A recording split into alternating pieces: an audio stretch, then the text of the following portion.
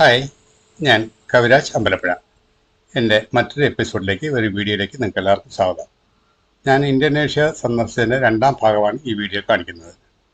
കഴിഞ്ഞ എപ്പിസോഡിൽ ഞാൻ പറഞ്ഞിരുന്നല്ലോ, ചെലവഴിച്ച് ചുരുക്കി എങ്ങനെ ഒരു വിദേശ രാജ്യത്ത് നമുക്ക് സന്ദർശിക്കാം എന്നതിന് ഊന്നൽ നിർത്തിക്കൊണ്ടായിരുന്നു എൻ്റെ കഴിഞ്ഞ എപ്പിസോഡ്.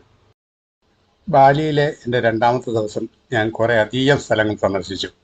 എങ്കിലും അതിൽ പ്രധാനപ്പെട്ട രാവിലെ ഞങ്ങൾ സന്ദർശിച്ച ഒരു 3 സന്ദർശന കേന്ദ്രങ്ങളെക്കുറിച്ചുള്ള വിവരണങ്ങൾ മാത്രമാണ് ഞാൻ ഈ എപ്പിസോഡിൽ അവതരിപ്പിക്കുന്നത്. അതിനുശേഷം ഞാൻ സന്ദർശിച്ച എല്ലാം പിന്നീട് വരും എപ്പിസോഡുകളൊക്കെ ഞാൻ കാണിക്കാം. ഇവിടെ ഒരു പ്രധാന സബ്ജക്റ്റ്, ഇവിടെ പാർക്ക് ചെയ്യാനുള്ള സ്ഥലം കിട്ടത്തില്ല എന്നുള്ള ഒരു പ്രധാന വിഷയം തന്നെയാണ് ഇവിടെ. രാവിലെ ഞാൻ വന്നു ഒരു ഇന്ത്യൻ റെസ്റ്റോറൻറ്റ് കണ്ടു.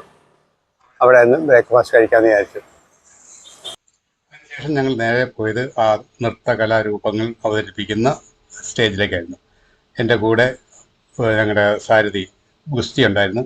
ഗുസ്തിയെ കോൺടാക്ട് ചെയ്യാനുള്ള നമ്പരും മറ്റു വിവരങ്ങളും ഞാൻ ഡിസ്ക്രിപ്ഷനിൽ ഇട്ടിട്ടുണ്ട്. ബാലി സന്ദർശിക്കുന്നെങ്കിൽ അദ്ദേഹത്തെ കോൺടാക്ട് ചെയ്യാമെങ്കിൽ A to Z എല്ലാ കാര്യങ്ങളും അദ്ദേഹം അറേഞ്ച് ചെയ്ത് തരുന്നതായിരിക്കും. രാവിലെ ഞങ്ങളെത്തി. ഞങ്ങൾ എത്തുന്നതിന് മുമ്പായിട്ട് തന്നെ വിദേശികളായ പല സന്ദർശകരും അവിടെ എത്തിയിട്ടുണ്ടായിരുന്നു. അവരെല്ലാവരും കുറേശ്ശെ അകത്തേക്ക് സ്റ്റേജിലേക്ക് പ്രവേശിക്കുന്നുണ്ടായിരുന്നു കാണികളായിട്ട്. ബറോങ് ആൻഡ് കെറീസ് ഡാൻസ് എന്നാണ് ഈ പരമ്പരാഗത ബാലനീസ് നൃത്ത പ്രകടനത്തിൻ്റെ പേര്. ഒരു അനന്തമായ യുദ്ധത്തിൻ്റെ കഥ പറയുകയാണ് ഇവിടെ. ഈ സ്റ്റേജിൽ നല്ല കഥാപാത്രത്തെ പ്രതിനിധീകരിക്കുന്ന ബറോങ് മറ്റൊരു ദുഷ്ട കഥാപാത്രത്തെ പ്രതിനിധീകരിക്കുന്ന രക്തയും തമ്മിലുള്ള പോരാട്ടമാണ് ഈ കഥയുടെ പൊരുൾ.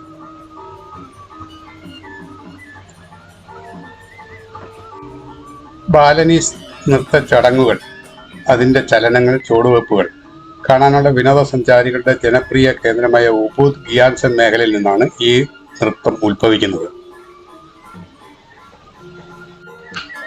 ഈ ബറോങ് ക്രിസ് ഡാൻസ് ഷോകൾ ഏകദേശം 1 മണിക്കൂറോളം നീണ്ടു നിൽക്കും.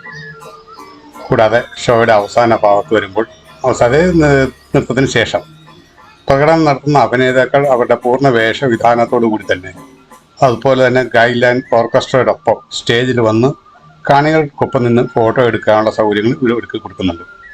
അത് വിദേശികളാണ് കൂടുതലും അതിനകത്ത് പങ്കുചേരുന്നത്.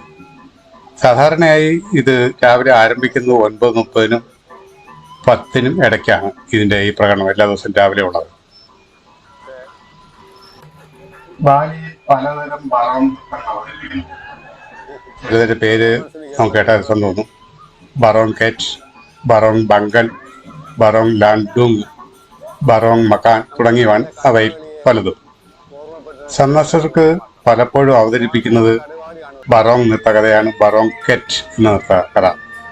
ഇത് നമ്മളിപ്പോൾ കണ്ടുകൊണ്ടിരിക്കുന്ന ആ വകുപ്പിൽപ്പെട്ട ഒരെണ്ണമാണ്.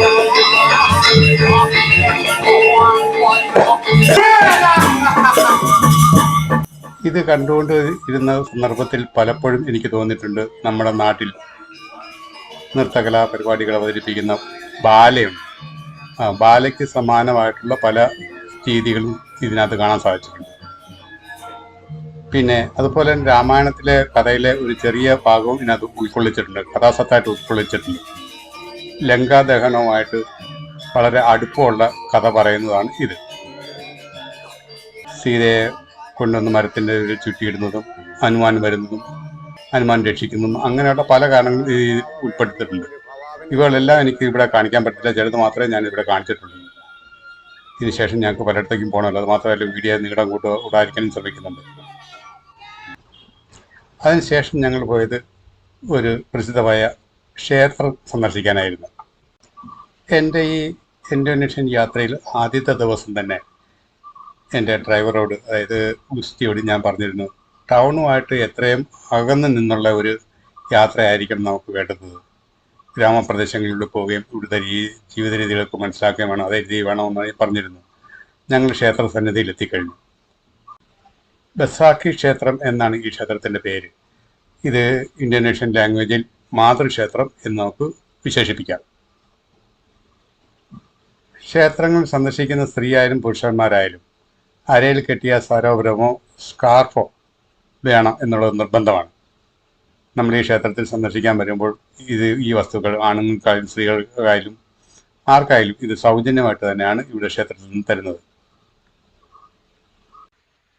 ആയിരത്തിലേറെ വർഷങ്ങൾ പഴക്കമുള്ളതാണ് ഈ ക്ഷേത്രം. ബാലിയിലെ ഏറ്റവും മികച്ച ക്ഷേത്രങ്ങളിലൊന്നാണിത്. മാത്രമല്ല ഏറ്റവും വലുതും വിശുദ്ധവുമായ ഒരു ഹിന്ദു ക്ഷേത്രവും കൂടിയാണിത്. ഈ ക്ഷേത്ര സമുച്ചയത്തിൽ ഏകദേശം 80 ക്ഷേത്രങ്ങളുണ്ട്. എന്നാൽ ചിലത് മാത്രമാണ് പൊതുജനങ്ങൾക്കായി തുറന്നിരിക്കുന്നത്. കാരണം കാലപ്പഴക്കം കൊണ്ട് ഇതിന് പല അപാകതകളും സംഭവിച്ചിട്ടുണ്ട്. അതിൻ്റെ എല്ലാം പുനരുദ്ധാരണം നടന്നുകൊണ്ടിരിക്കുകയാണ്. പല സ്ഥലങ്ങളിലും നമുക്ക് കാണാൻ പറ്റും പഴയ ക്ഷേത്രങ്ങളുടെ കേടുപറ്റിയ ഭാഗങ്ങൾ ഇളക്കി പബ്ലിക്ക് ഒരു എക്സിബിഷനായിട്ട് മാറ്റി വെച്ച് സൂക്ഷിക്കുന്നുണ്ട് അതിൻ്റെ പല ഭാഗങ്ങളും. ആ ഒരു ഭാഗത്തേക്കാണ് ഞാനിപ്പോൾ കയറി ചെന്ന് കാണുന്നത്. ഇതൊരു എക്സിബിഷൻ സെൻ്ററായിട്ട്, അതായത് പഴയ ക്ഷേത്രത്തിൻ്റെ പല കേടുപാടുകൾ പറ്റിയ വസ്തുക്കൾ സൂക്ഷിച്ചിരുന്ന സ്ഥലം. ഇവിടെ സന്ദർശകർ വളരെയധികം ഉണ്ട്. യൂറോപ്യൻസും മറ്റേത് പല രാജ്യത്തു നിന്നും വന്ന വളരെയധികം സന്ദർശകരുണ്ട് ഇവിടെ. ആര് വന്നാലും ക്ഷേത്രത്തിനകത്തേക്ക് കയറണമെങ്കിൽ ഞാൻ നേരത്തെ പറഞ്ഞ സ്കാർഫ് ചുറ്റണം എന്നുള്ളൊരു നിബന്ധനയാണ്. ക്ഷേത്രത്തിൻ്റെ ആ ദർശനത്തിന് ശേഷം ഞങ്ങൾ പിന്നെ മറ്റൊരിടത്തേക്കാണ് പോയത്. ഒരു നല്ല പ്രകൃതി സൗന്ദര്യം ആസ്വദിക്കാൻ പറ്റിയ ഒരു സ്ഥലത്തേക്കാണ് പോയത്. ഇന്തോനേഷ്യൻ ദ്വീപിലെ ആകെ ജനസംഖ്യയിൽ 86% മുസ്ലിങ്ങളാണ്. പക്ഷേ ബാലി ദ്വീപ് മാത്രം അതിനൊരു ഇവിടെ സന്ദർശകർ വളരെയധികം ഉണ്ട്. യൂറോപ്യൻസും മറ്റേത് പല രാജ്യത്തു നിന്നും വന്ന വളരെയധികം സന്ദർശകരുണ്ട് ഇവിടെ.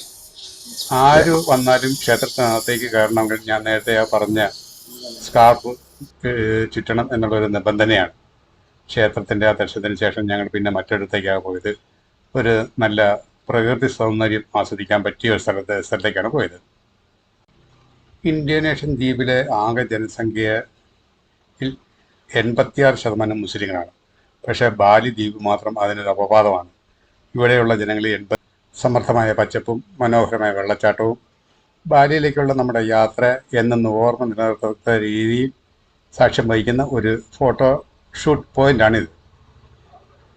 ഞാനും വിട്ടുകൊടുത്തില്ല, കഴിയാത്തൊക്കെ ഞാൻ എടുത്തു. സാഹചര്യങ്ങൾ അനുകൂലമായ അടിത്തട്ടിൽ കാണുന്ന ആ കുളത്തിൽ നമുക്ക് പോയി കുളിക്കാവുന്നേ ഉള്ളൂ.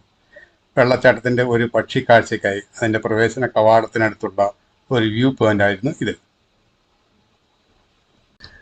മാത്രമല്ല ഈ വ്യൂ പോയിന്റിൽ സന്ദർശിക്കാനും പ്രവേശന കവാടത്തിൽ ഒരു ഫീസ് കൊടുക്കേണ്ടി വരും. അതും നമ്മൾ മറക്കരുത്. ഇപ്പോൾ സമയം ഏകദേശം 1 മണിയോളം ആകുന്നു. ഞങ്ങൾക്ക് ഉച്ചഭക്ഷണം കഴിക്കണമെന്ന് തോന്നി. സ്വല്പം വിശപ്പുണ്ടായിരുന്നു. ഇത് 3ാമത്തെ പോയിൻ്റാണല്ലോ. അതുകൊണ്ട് ഞാനും ഗുസിയുമായിട്ട് തൊട്ടടുത്തുള്ള ഒരു റെസ്റ്റോറൻറ്റിൽ വന്ന് ഇവിടെ ഉച്ചഭക്ഷണം നമുക്ക് ആവശ്യമുള്ള ഓർഡർ ചെയ്തു. അങ്ങനെ ഇരിക്കുകയാണ്. അടുത്ത എപ്പിസോഡിൽ വീണ്ടും കാണാം. എല്ലാവർക്കും നല്ലത് വരട്ടെ, നന്മ വരട്ടെ.